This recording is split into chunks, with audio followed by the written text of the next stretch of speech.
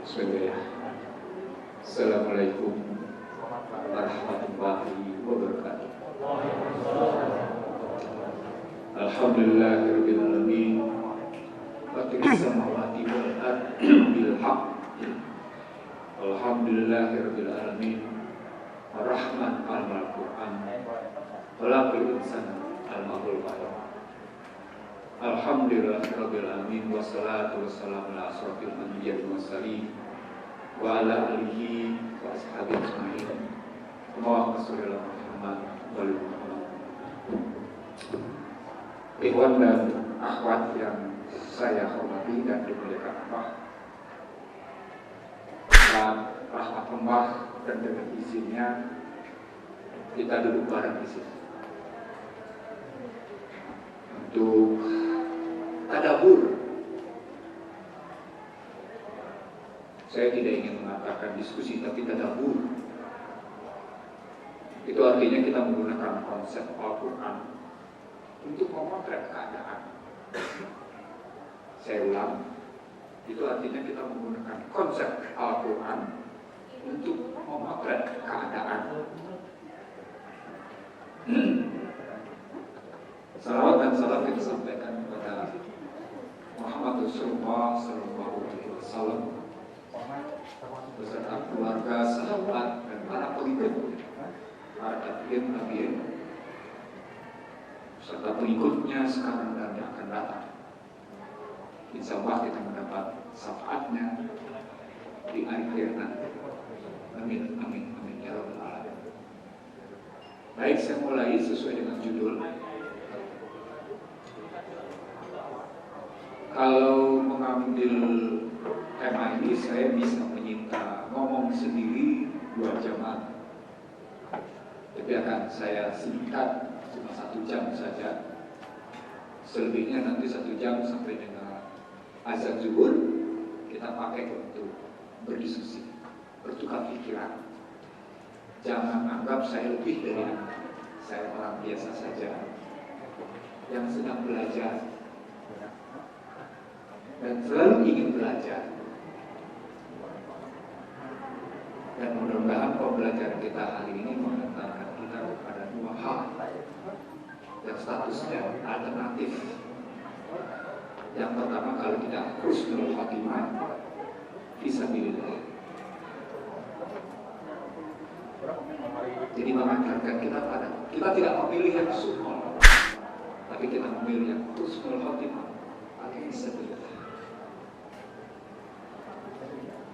Artinya kematian kita bukan cuma sekedar ditutup dengan kebaikan, tapi merupakan kematian kita betul-betul dalam rangka intan serumah yang sungguh uyusabit akda. Boleh. Jangan digedein, nanti feedback cukup segini. Sedikit nggak apa-apa supaya ada feedback.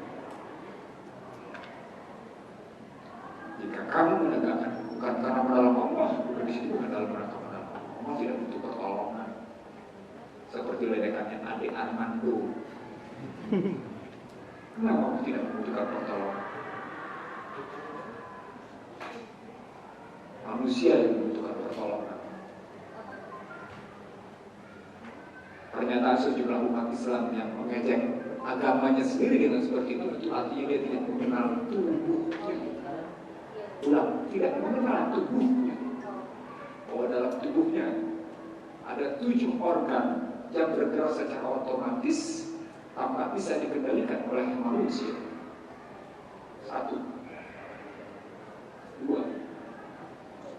3, 4, 5, 6, 7. Anda nggak pernah bisa mengendalikan gerak jantung. Noktah yang ada dalam jantung itu ketika Anda menyebut Allahumma sholli ala Muhammad wa ali Muhammad terkoneksi. Itu temuan kedokteran abad 21.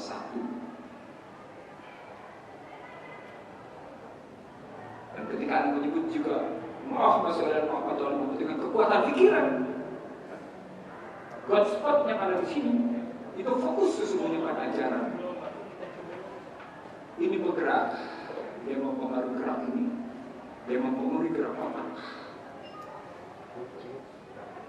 Bagian atas bersifat rohani. Tapi begitu ke bawah, dari mulai lambung, makanya otak kedua adalah lambung, sifatnya jasmani. Ketemu dengan lambung yang terus bergerak, ketemu dengan ginjal kiri kanan yang juga bergerak, ketemu dengan kemih di bawah yang juga terus bergerak. Yang selama puasa sarafnya memerintahkan, hei organ, beristirahatlah kamu sambil dibersihkan. Makanya Ramadan itu sebetulnya sebagai bulan pembakaran, bulan menahan diri. Sampai di sini saya menerjemahkan 183 ke 185 hubungannya dengan Al-Imran 190 191. Kalau saya ngomong ini dulu ya, karena ini bulan Syawal. Kita masih di bulan Syawal, kita masih dalam proses kemarin menyelesaikan Ramadan. Siapa yang tidak hafal 183? Pasti hafal. Berapa komponennya? Ya ayyuhalladzina amanu, 1. Kutiba alaikum. Kutiba itu sendiri itu. Kutiba alaikum siyam. Kama kutiba alalladzina min qablikum. 5 la'allakum tattaqun.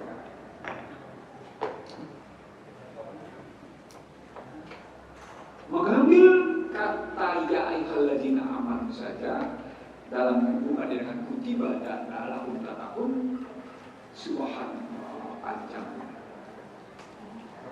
Siapa yang pernah iseng-iseng berapa banyak Al-Quran memanggil dengan ya ayyuhalladzina amanu?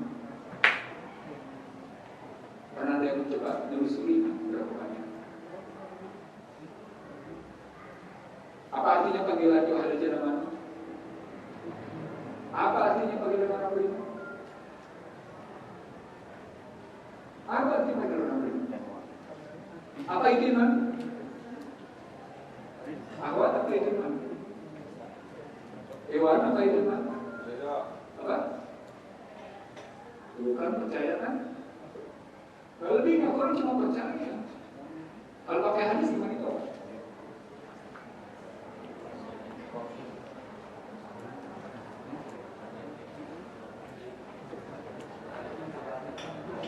Kenapa pegangnya percaya? Padahal hadisnya menyatakan abdin biqalbi kalau bisa amal bil arkan.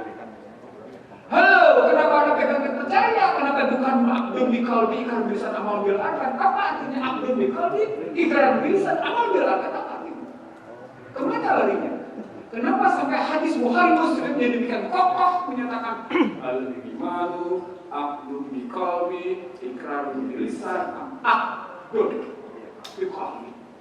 Ikrarun bilisan, amal bil arkan. Apa artinya kalau kita analisis kata? Nah, di sini saya pindah dulu sebentar.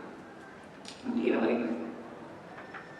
Metode yang barusan saya sampaikan memisahkan iman adalah aqdun biqalbi, ikrarun bilisan, amal bil arkan. Sesungguhnya diajarkan dalam Al-Quran dengan 5 metode. Perhatikan ya, ini Anda tidak akan pernah dapat ilmu satu, sekalipun Anda kuliah di UIN. Saya ulang sama Anda, sekalipun Anda kuliah di UIN. Mana ada UIN? Al-Quran mengajarkan 5 dalam cara melihat satu kata, satu ayat. Lihat diksinya. Audisi maksudnya penggunaan istilah apa yang Allah pakai dalam berfirman.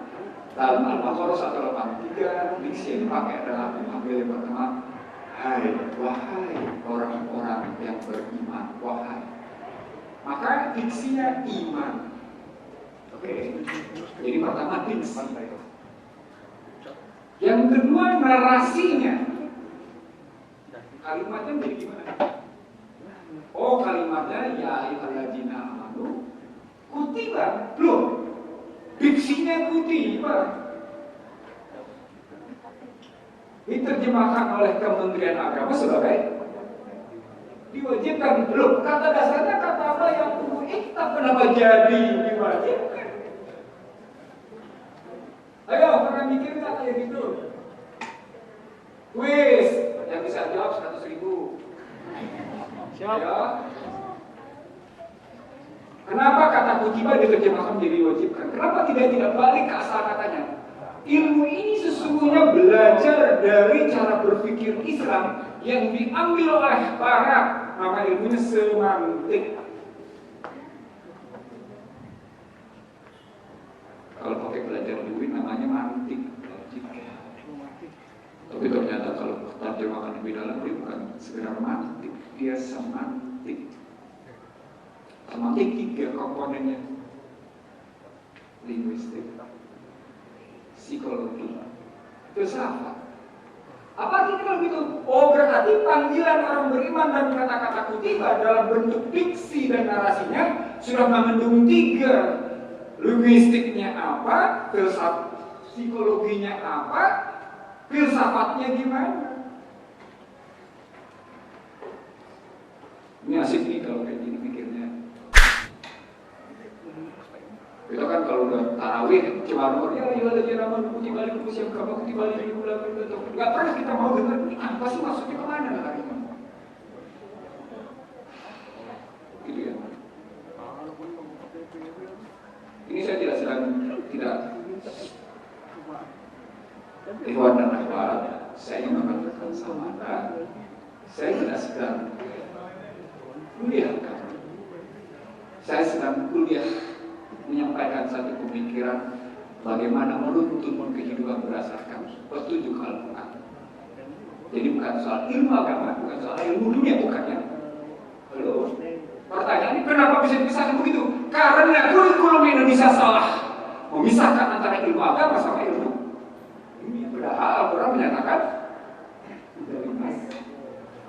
wabainat minahula wal-Quran. Artinya Al-Quran adalah petunjuk bagi manusia, bukan huda lil muttaqin, bukan huda lil mu'minin, tapi bagi manusia. Kalau dia bagi manusia, maka sesungguhnya Al-Quran adalah petunjuk kehidupan. Berarti ilmu untuk kehidupan, bukan ilmu agama. Kenapa kita pisahkan secara kurikulum kayak gitu?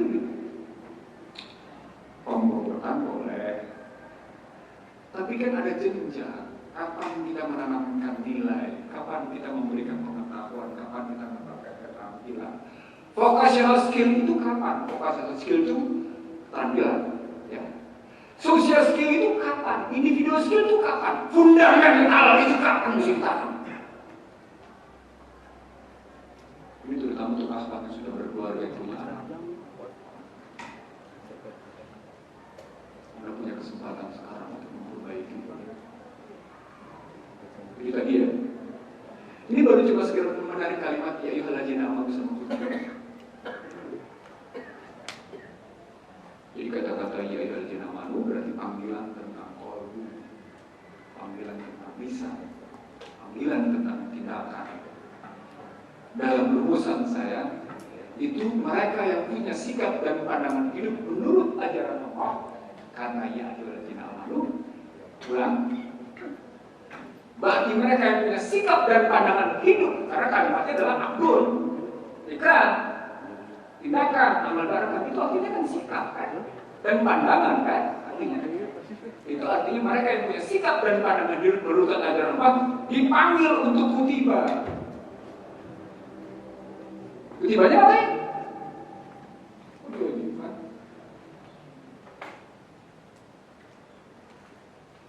Kalau pakai laptop kan berarti dibukukan. Iya. Apa yang dibukukan? 3 tadi, bukukan ini kamu, bukukan ini kamu, bukukan otak kamu, bukukan ini tindakan kamu, bukukan. Kalau dibukukan itu artinya ngapain? Bikin neraca.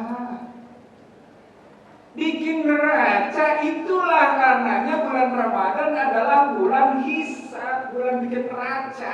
Neraca kalbu, neraca ucapan, neraca tindakan. Yang ujung neraca tadi adalah 10 hari terakhir etika. Neraca 2 untung apa rugi? Logis nggak? Lihat manusia bisa mengalami kerugian. Allah bilang, Rasulullah mengajarkan, lu masih tetap bisa dapat untung katanya. Penuhi etika 10 hari terakhir. Dahsyat itu pelajaran. Itu saking betul-betul Allah mencintai hambanya yang mukmin itu. Itu baru sampai pada ya belajar baru tiba baru sampai pada. Jadi neracakanlah tindakan Anda, neracakanlah kalbu Anda. Kan suka gini gitu. Sih, dia ngomongin tapi dalam hati aja. Hati kita berusaha sudah. Mesti kita hapus. Terkadang kata-kata kita bilang, brengsek. Atau kita memaki, harus kita jernihkan. Atau tindakan kita yang bahasa tubuh kita yang melecehkan. Itu selama sahur Ramadan, selama bulan Ramadan dikehendaki untuk disucikan, dibersihkan, dineracakan. Yang itu 10 hari terakhir dengan itikaf atau paling tidak, di sini ketemu dengan 185-nya. Sahur Ramadan allazi unzila fil Qur'an dzalika sawabina min Allah. Dikasih tahu, jadi artinya lu bikin neraca basis Al-Quran kan, kalau bikin neraca kan ada posting tuh ya kan?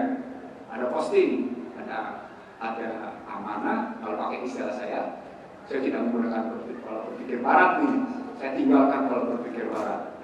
Ada kalau pakai barat kan ada aktiva, ada pasifa ya.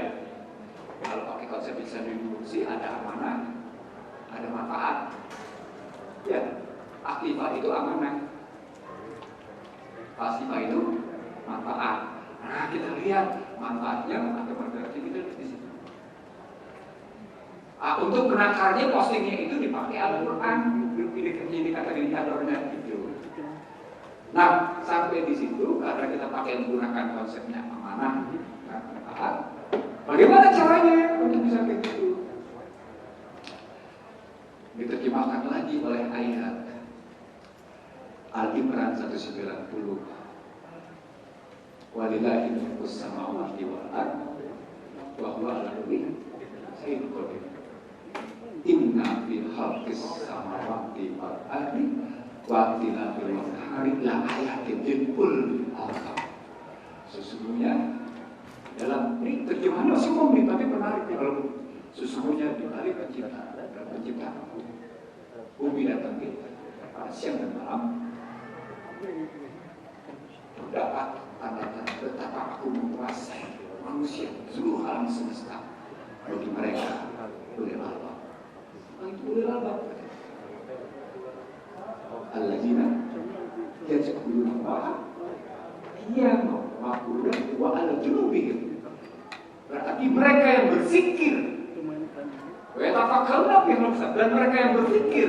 Dua, berarti orang ulil albab itu dua, berzikir dan berpikir. Tetapi berzikir tentang apa? Berpikir tentang apa? Awal teman yang saya katakan.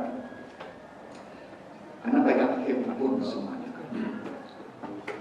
Di dalam handphone itu ada memori, ada prosesor. Betul ya?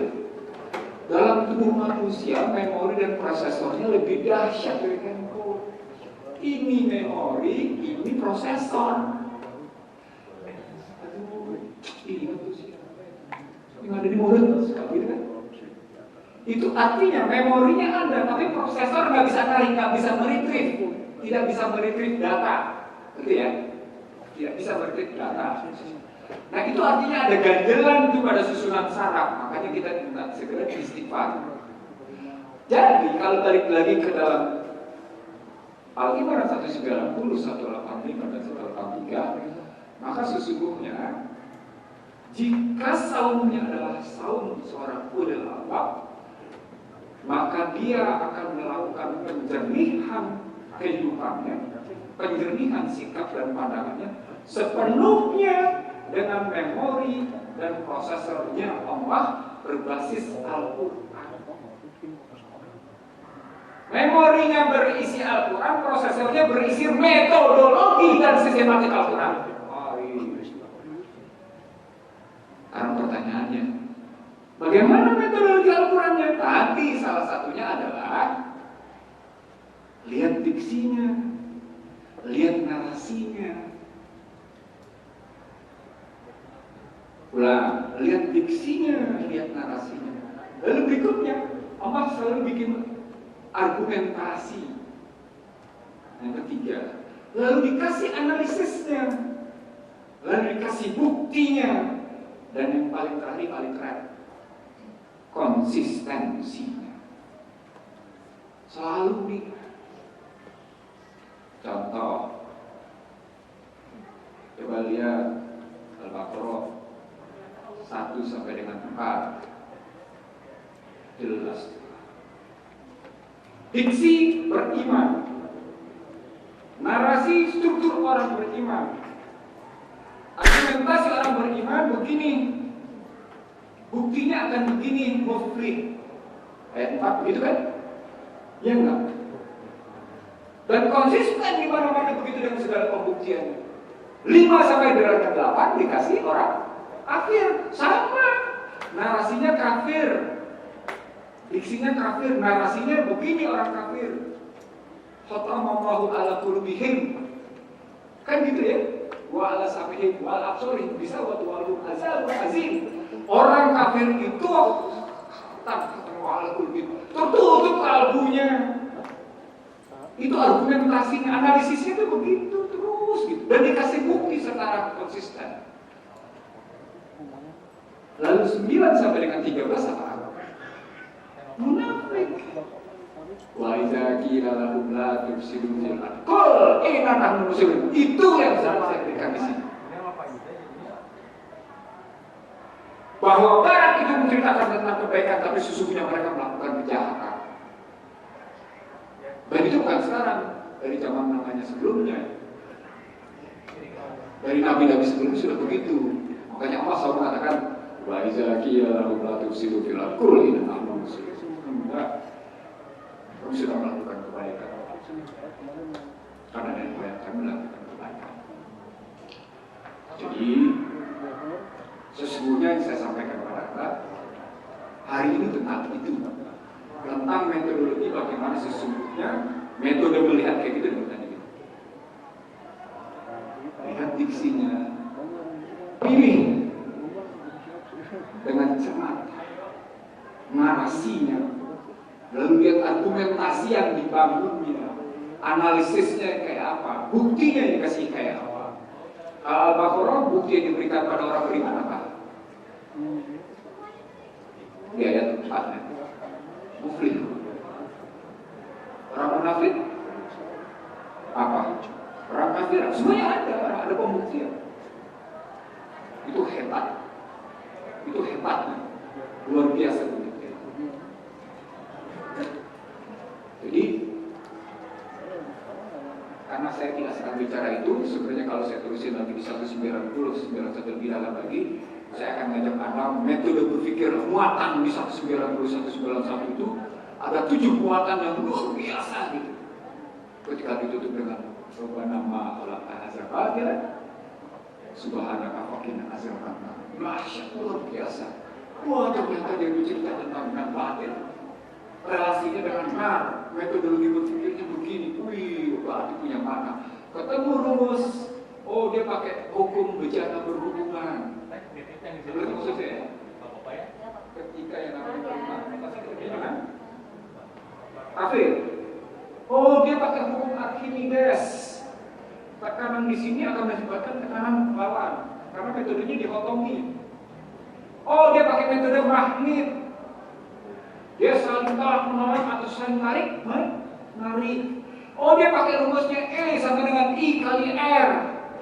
Bahwa benturan itu akan melihatkan pencahayaan. Artinya minat zulumati ila nur sepanjang ada upaya. Tuh. Itu bukan temuan Barat, itu hukum Allah. Cuma Barat yang menemukan kebetulan. Tapi sebelumnya juga Islam sudah menemukan duluan. Cuma kita tidak belajar dengan baik gitu loh maksud saya. Kita terkagum-kagum bahasa saya sederhana kalau di mana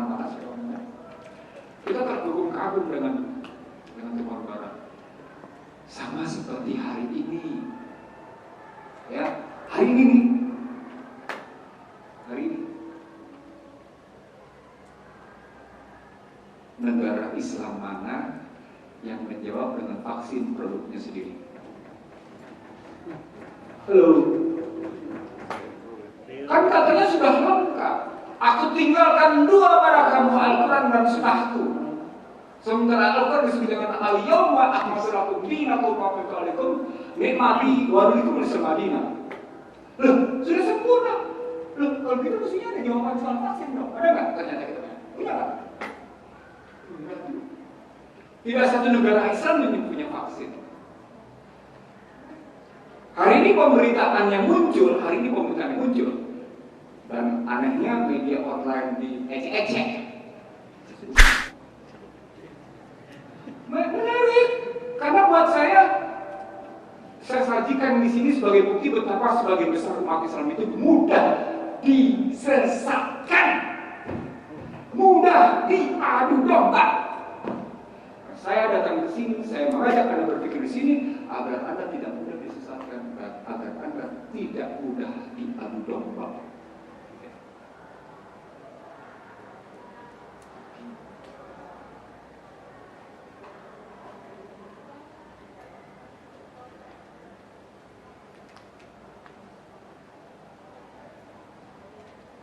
Yang pertama muncul dari suara@kalbar.com. Laboratorium Biologi AS di Ukraina penyebab COVID-19, HIV dan TBC. HIV dan TBC itu produksi mereka. Itu pernah dijelaskan Siti pada Sufari untuk yang TBC pada saya. Dan kemudian keluarlah buku Siti pada Sufari. Itu tadi dari suara Kalbar, makanya saya bilang dari media online ecek-ecek. Tapi ini sumbernya jelas. Bagaimana diambil dari Rusia.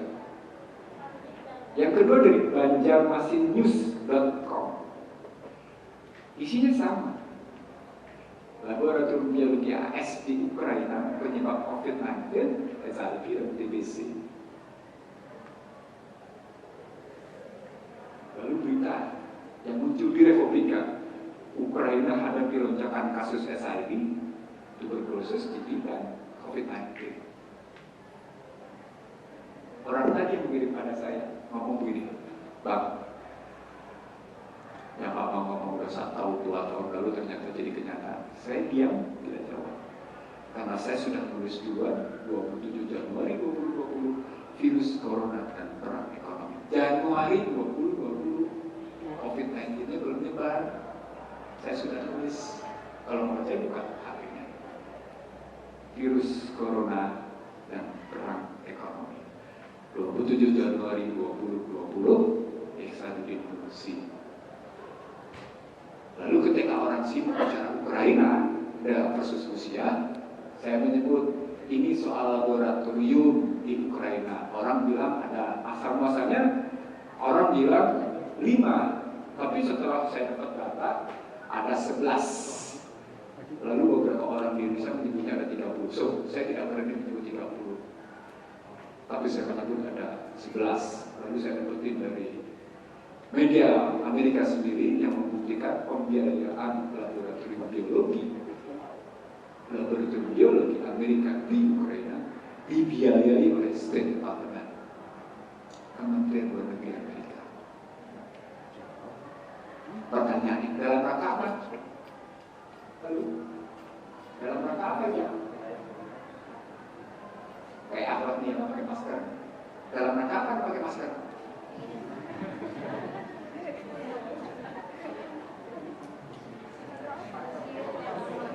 Dalam rangka apa? Bisa jawab dalam rangka apa? Punya nggak argumentasi logisnya? Argumentasi ilmu pengetahuannya